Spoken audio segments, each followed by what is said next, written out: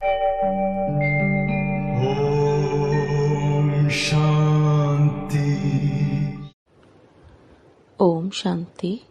आज 26 जून 2026 दिन शुक्रवार की साकार मुरली। आइए अब सुनते हैं मीठे मीठे बाप दादा के मधुर महावाक्यों को। मीठे बच्चे, इस दुनिया में निष्काम सेवा केवल एक बाप ही करता है। बाकी तुम जो भी कर्म करते हो उसका फल अवश्य मिलता है।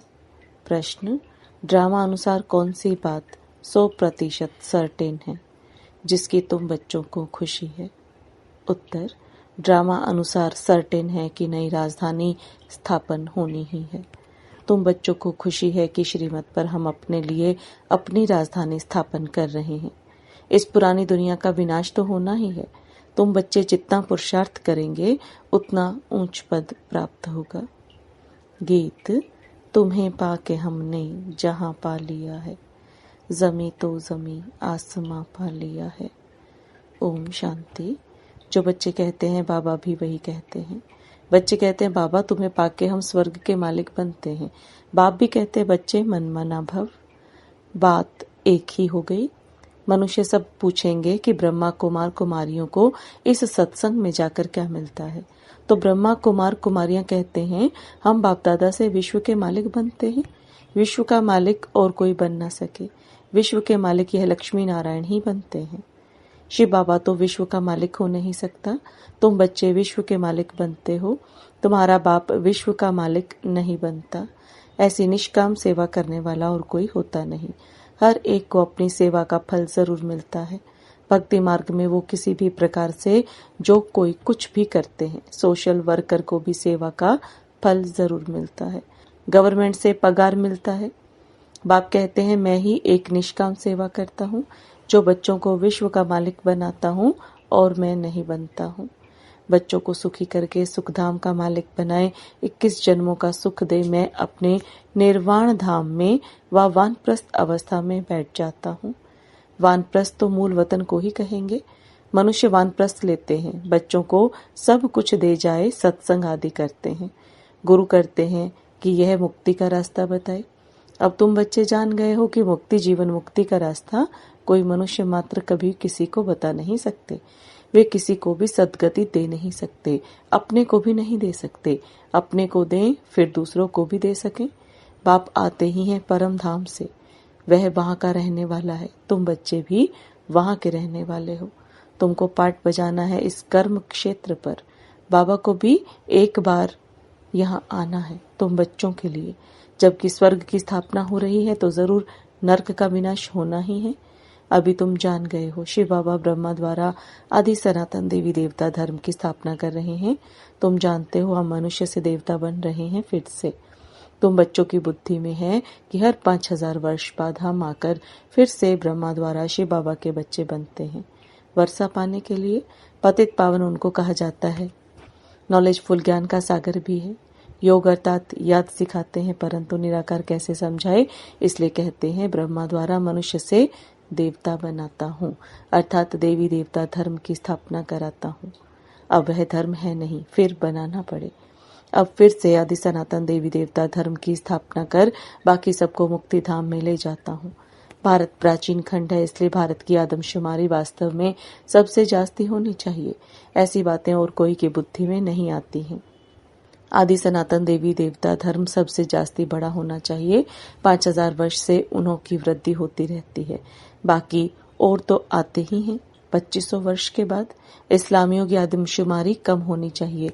फिर थोड़े समय बाद बौद्धि धर्म वाले आते हैं तो उन्हों में थोड़ा फर्क होना चाहिए।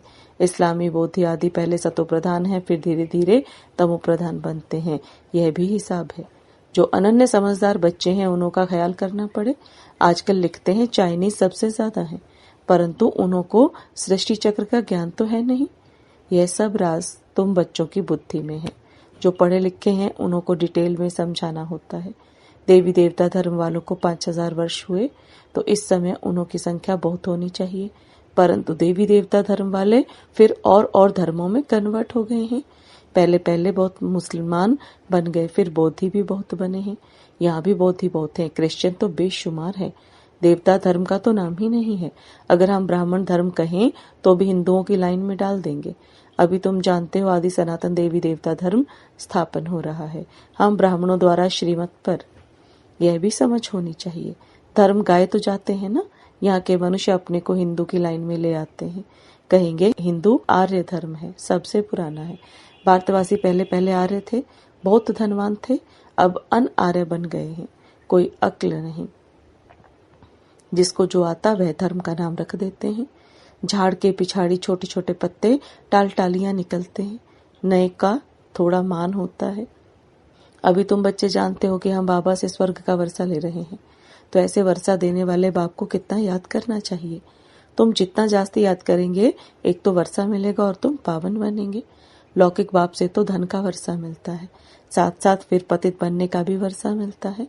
वह लौकिक बाप, वह पारलौकिक बाप, और यह है बीच में अलौकिक बाप। इनको बीच में दोनों तरफ से जोड़ दिया जाता है। शिव बाबा को तो कोई तकलीफ नहीं होती है, इनको कितनी गाली खानी पड़ती है। वास्तव में श्री कृष्ण को गाली नहीं मिलती है, बीच में फंसा है यह। कहते हैं ना, रास्ते चलते ब्राह्मण फंसा, गाली खाने के लिए यह फंसा है। अलौकिक बाप को ही सहन करना पड़ता है। यह किसी को पता ही नहीं कि शिव बाबा इनमें प्रवेश कर आए पतितों को पावन बनाते हैं, पवित्र बनने पर ही मार खाते हैं। बाप कहते हैं मैं आया हूँ सबको वापस ले जाने। तुम जानते हो मौत सामने खड़ा है, विनाश तो जरूर चाहिए, विनाश बिगर सुख शांति कैसे हो। जब कोई लड़ाई आदि लगती है तो मनुष्य यज्ञ आदि रचते हैं, लड़ाई बंद हो जाए। तुम ब्राह्मण कुलभूषण जानते हो विनाश तो जरूर होगा, नहीं तो स्वर्ग के गेट कैसे खुलेंगे। सब स्वर्ग में तो नहीं जाएंगे, आएंगे तो जो पुरुषार्थ करेंगे वही चलेंगे, बाकी जाएंगे मुक्ति धाम। ये किसी को भी पता न होने के कारण कितना डरते हैं, शांति के लिए कितना धक्का खाते हैं, कॉन्फ्रेंस करते रहते हैं। सिर्फ तुम ब्राह्मण ही जानते हो सुख धाम शांति धाम की कैसे स्थापना हो रही है। विनाश के सिवाय स्थापना हो न सके। तुम अभी त्रिकालदर्शी बने हो, तीसरा नेत्र ज्ञान का मिला है। वह तो कहते रहते हैं पीस कैसे हो, अर्थात कोई भी लड़े नहीं, सभी कहते हैं वननेस हो। एक ही बाप की मत लें कि हम सब एक बाप के बच्चे भाई भाई हैं तो वननेस हो जाएगी। एक बाप के बच्चे हैं तो आपस में लड़ना नहीं चाहिए। यह भी तो सतयुग में ही था, वहाँ कोई भी आपस में लड़ते नहीं। वह तो सतयुग की बात हो गई, यहाँ तो है कलयुग। बरोबर सतयुग में देवता थे, बाकी सब आत्माएं कहाँ थी पता नहीं पड़ता। तुम अब समझते हो एक राज्य सिर्फ सतयुग में ही था, वहाँ सुख शांति सब था। यह सब बातें तुम्हारी बुद्धि में है, नंबरवार पुरुषार्थ अनुसार समझते हैं। बरोबर हम सतयुग में राज्य करते थे, बहुत सुख था, अद्वैत धर्म था। यह ज्ञान किसी को है नहीं। इस समय तुम नॉलेजफुल बनते हो, बाप तुमको आप समान बनाते हैं। जो बाप की महिमा वही तुमको बनना है। सिर्फ दिव्य दृष्टि की चाबी बाप के पास रहती है। बाप ने बताया है भक्ति मार्ग में मुझे काम करना पड़ता है, जो जिसकी पूजा करते हैं मैं उसकी मनोकामना पूरी करता हूँ। यहाँ भी दिव्य दृष्टि का पाठ चलता है। कहते हैं ना, अर्जुन ने विनाश का साक्षात्कार किया, विनाश भी जरूर होना है, विष्णुपुरी भी जरूर स्थापन होनी है। बाप ने जैसे कल्प पहले समझाया था वैसे ही बैठ समझाते हैं। बाबा हमको मनुष्य से देवता बनाते हैं। जब देवता बनते हैं तो आसुरी सृष्टि का विनाश जरूर होगा। चारों तरफ हाहाकार मचना है, बुद्धि समझ सकती है नेचुरल क्लेमिटीज आनी है, मूसलाधार बरसात भी होनी है। इन सब का विनाश हो जाए तब सतयुग की स्थापना हो, 5 तत्वों की खाद भी मिल जाएगी। इस धरती को खाद देखो कितनी मिलती है। बाप कहते हैं इस रुद्र ज्ञान यज्ञ में यह सब स्वाहा हो जाएगा। भक्ति मार्ग में देखो रुद्र यज्ञ कैसे रचते हैं। शिव बाबा का लिंग और छोटे छोटे सालिग्राम बहुत बनाकर पूजा करके फिर मिटा देते हैं, फिर रोज बनाते हैं, पूजा करके फिर तोड़ देते हैं। शिव बाबा के साथ जिन्होंने भी सर्विस की उन्हों का भी यह हाल करते हैं। रावण की देखो हर वर्ष एफिजी बनाए उनको जलाते हैं। दुश्मन की तो 1-2 बार एफिजी बनाए जलाते हैं। ऐसे नहीं कि वर्ष वर्ष जलाने का नियम रखते हैं, एक बार ही गुस्सा निकाल देंगे। रावण को तो हर वर्ष जलाते हैं। इनका अर्थ कोई समझते थोड़े ही है। फिर कहते हैं रावण ने सीता को चुराया, कुछ अर्थ नहीं समझते। फॉरेनर्स क्या समझेंगे, कुछ भी नहीं। दिन प्रतिदिन रावण को बड़ा बनाते जाते हैं, क्योंकि रावण बहुत दुख देने वाला है। अभी तुम इस पर जीत पाते हो, सतयुग में होगा ही नहीं। यह जो कर्म की भोगना बीमारी आदि होती है, यह है रावण के कारण। रावण की परवेशता होने के कारण मनुष्य जो भी कर्म करते हैं वह विकर्म हो जाते हैं। सुख दुख का खेल बना हुआ है। इस हिस्ट्री ज्योग्राफी का किसी को भी पता नहीं है। लक्ष्मी नारायण का यह राज्य कैसे मिला, किसी को पता नहीं है। तुम छोटे छोटे बच्चे समझाते हो यह लक्ष्मी नारायण सतयुग में राज्य करते थे। संगम पर यह राजयोग सीख यह पद पाया है। बिड़ला को भी छोटी छोटी बच्चियां जाकर समझाएं कि इन्होंने यह राज्य कैसे पाया। अभी तो कलयुग है, इनको सतयुग नहीं कहा जाता। राजाई तो अभी है नहीं, राजाओं का ताज ही उड़ा दिया है। धर्मशास्त्र सिर्फ 4 हैं। गीता धर्मशास्त्र है जिससे 3 धर्म अभिस्थापन होते हैं, न कि सतयुग में। ऐसे नहीं कि लक्ष्मी नारायण ने व राम ने कोई धर्म स्थापन किया, यह धर्म अभिस्थापन कर रहे हैं। फिर इस्लामी, बौद्धी और क्रिश्चियन का एक ही धर्म शास्त्र है, बाइबल, बस। फिर पीछे वृद्धि होती जाती है। आदि सनातन है ही देवता धर्म, अब फिर से देवी देवता धर्म की स्थापना करते हैं। तुम ड्रामा के राज को अच्छी रीति समझ गए हो, खुशी भी रहती है, जबकि तुम बच्चों को 100% सर्टेन है कि हम फिर से अपना राज्य भाग्य स्थापन कर रहे हैं। इसमें लड़ाई आदि की कोई बात ही नहीं। राजधानी स्थापन हो रही है, यह सर्टेन है, एज सर्टेन एज डेथ। तुम जानते हो हम फिर से राज्य भाग्य लेते हैं। कल्प कल्प बाप से वर्षा लेते हैं। जितना पुरुषार्थ करेंगे उतना ऊंच पद पाएंगे। अच्छा, मीठे मीठे से खिलते बच्चों प्रति माता पिता बाप दादा का याद प्यार और गुड मॉर्निंग। रूहानी बाप की रूहानी बच्चों को नमस्ते। रूहानी बच्चों की रूहानी बाप दादा को याद प्यार, गुड मॉर्निंग और नमस्ते। धारणा के लिए मुख्य सार, जो बाप की महिमा है उस महिमा को स्वयं में लाना है। बाप समान महिमा योग्य बनना है। पारलौकिक बाप से पवित्रता का वर्षा लेना है। पवित्र बनने से ही स्वर्ग का वर्षा मिलेगा।